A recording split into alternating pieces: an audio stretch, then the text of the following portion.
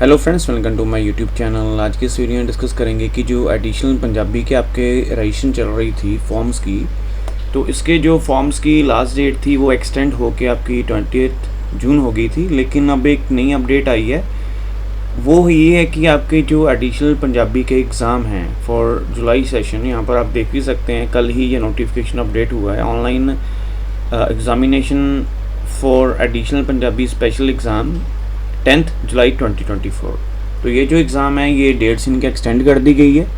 Fee structure क्या रहेगा, form fill कैसे करना है, करेक्शंस कैसे करनी है, डॉक्यूमेंट कहाँ सबमिशन करनी है, नोट्स वगैरह आप कैसे लेंगे जिसके थ्रू आप एग्ज़ाम है जो 100% विद गुड मार्क्स क्वालिफाई कर सकें। तो इंपॉर्टेंट चीज़ें सबसे पहले आपके लिए जानना ज़रूरी है।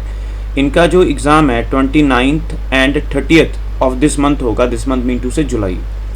लास्ट इनकी जो डेट रहेगी फॉर्म सबमिशन की हार्ड कॉपी मोहाली, ये मैं आपको वीडियो के एंड में बताऊंगा, 18 रहेगी। और एडमिट कार्ड आपके 24 जुलाई को वेबसाइट पर अपडेट हो जाएंगे।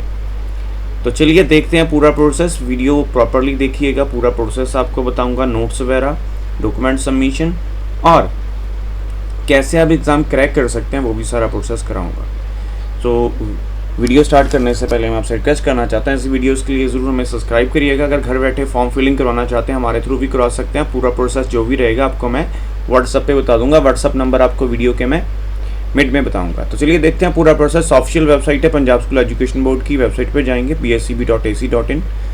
ऑनलाइन फॉर्म्स के अंदर जाएंगे, लेफ्ट हैंड साइड पर है, यहाँ पर आपको लिंक मिलेगा online examination for additional Punjabi सॉन। इस पर आप क्लिक करेंगे। क्लिक करने के बाद आपके बाद एक जो विंडो ओपन होगी, इसके बाद रजिस्ट्रेशन की विंडो ओपन होगी। यहाँ से आप अगर पहले से रजिस्टर किया रेफरेंस नंबर और रोल नंबर फिल करके रजिस्टर कर सकते हैं। अदरवाइज़ न्यू यूज़र पे क्लिक करके आप रजिस्टर कर सकते हैं। जुलाई 24 बाय डिफ़ॉल्ट है, पंजाबी बाय डिफ़ॉल्ट है, मैट्रिक बाय डिफ़ॉल्ट है, प्राइवेट बाय डिफ़ॉल्ट है। बोर्ड आपका कौन सा है जिससे आपने 10th पास की है। यहाँ पर इंपॉर्टेंट चीज़ आपको बता दूँ, अगर आपका एग्ज़ाम एक बार क्वालिफाई नहीं होता, 2 बार 3 बार 4 बार, इतनी मर्जी आप एग्ज़ाम दीजिए। ऐसी नहीं कि ये एग्ज़ाम एक बार पर्सन दे सकता है। और इसमें कोई एज लिमिट नहीं है कि आपने इसी एज तक एग्ज़ाम देना है। जनरल की SC BC OBC जितने भी कैटेगरीज हैं सबका फीस स्ट्रक्चर सेम रहेगा। उसके बाद जिस भी साल में आपने अपना 10th पास किया है वो आपने यहाँ पर सेशन चूज़ करना है। जैसे मई 2000 जो 10 में बच्चे ने इसने किया था, पास था, इनके जो मार्क्स है 450 आए थे। उसके बाद इनका रोल नंबर जो था उस टाइम वो फिल किया, ईमेल आईडी इनकी फिल की, और ये आपको मैं नंबर प्रोवाइड कर रहा हूँ। कोई भी अगर आप प्रॉब्लम फेस करते हैं तो इस नंबर पर व्हाट्सएप पे मैसेज कर सकते हैं।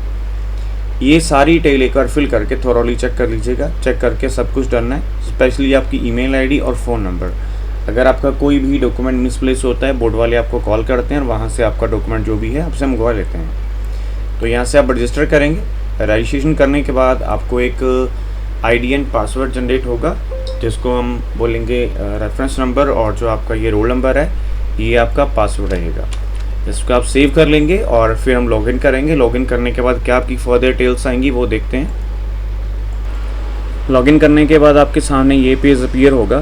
तो उसमें आपका रेफरेंस नंबर बाय डिफ़ॉल्ट आएगा। जुलाई सेशन जो डिटेल्स आपने फिल की थी बाय डिफ़ॉल्ट आएगी। इसमें हमने जो डिटेल फिल की थी CBSE डिटेल्स अपनी, वो बाय डिफ़ॉल्ट होगी।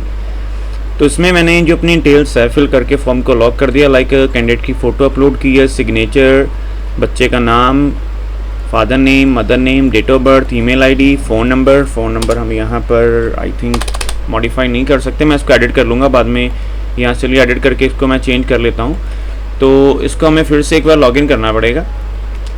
तो जो भी आपकी ID रहेगी और जो भी आपका रेफरेंस नंबर रहेगा वो दोनों फिल करेंगे आप और इसको सबमिट करेंगे। आपका फॉर्म लॉगिन हो जाएगा।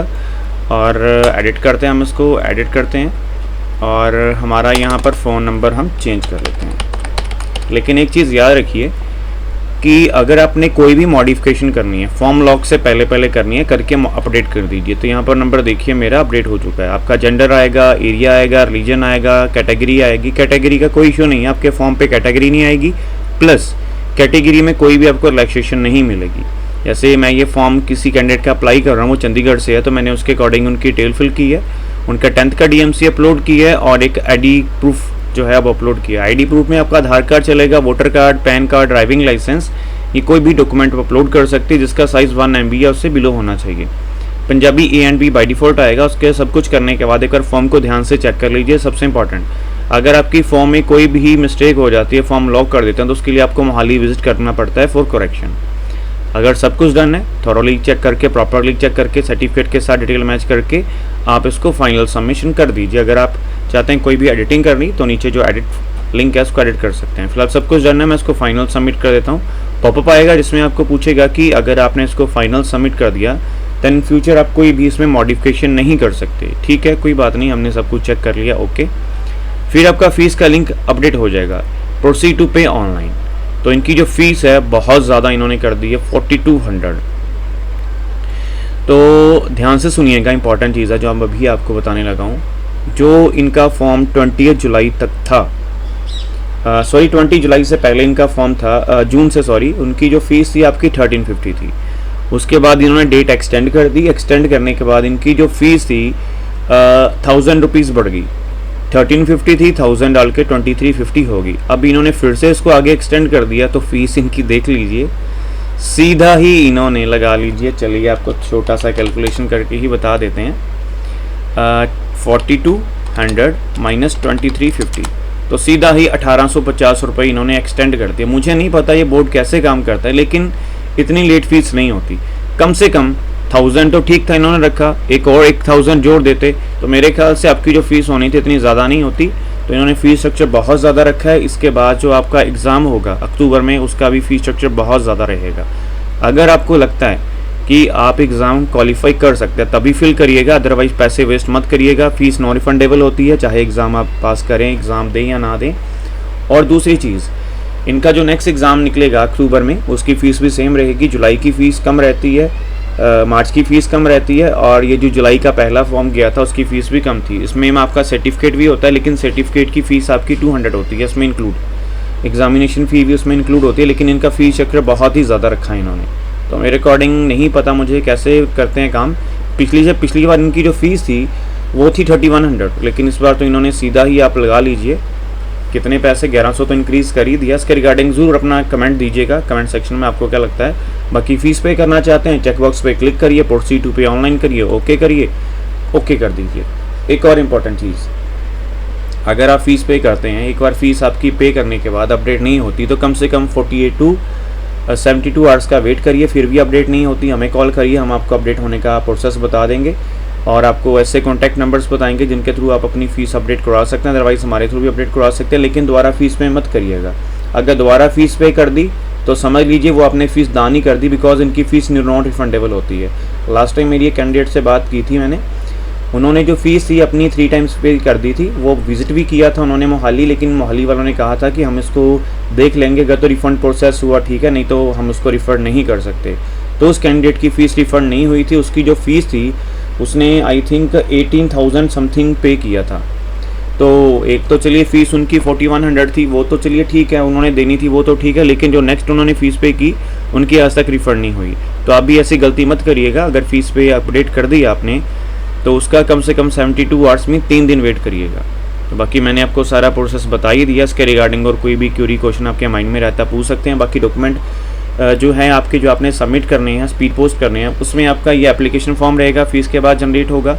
उसके बाद आपका 10th की ज़ेरॉक्स कॉपी, आधार कार्ड की ज़ेरॉक्स कॉपी, 2 फ़ोटोज़, ये सारा कुछ आपने किसी भी स्कूल से अटेस्टेड कराकर उनको स्पीड पोस्ट कर देनी है। तो बस उसके बाद आपका 18 तक आपने करना है। 18 जुलाई 24 को एडमिट कार्ड आ जाएंगे और 29 और 30 को आपका एग्ज़ाम आ जाएगा। नोट्स के लिए आप हमसे कांटेक्ट कर सकते हैं वीडियो के डिस्क्रिप्शन में, और जो मैंने आपको स्टार्टिंग में फ़ोन नंबर बताया उस पर आप मुझे अपना नाम बता दीजिए, स्टेट बता दीजिए, डिस्ट्रिक्ट बता दीजिए। उसके बाद जो भी प्रोसेस रहेगा नोट्स का वो मैं आपको वहाँ पर क्लैरिफाई कर दूँगा। और ऐसे वीडियोज़ के लिए ज़रूर ज्वाइन करिएगा, चैनल को भी सब्सक्राइब करिएगा for future updates. So thank you friends for watching this video and for your available time.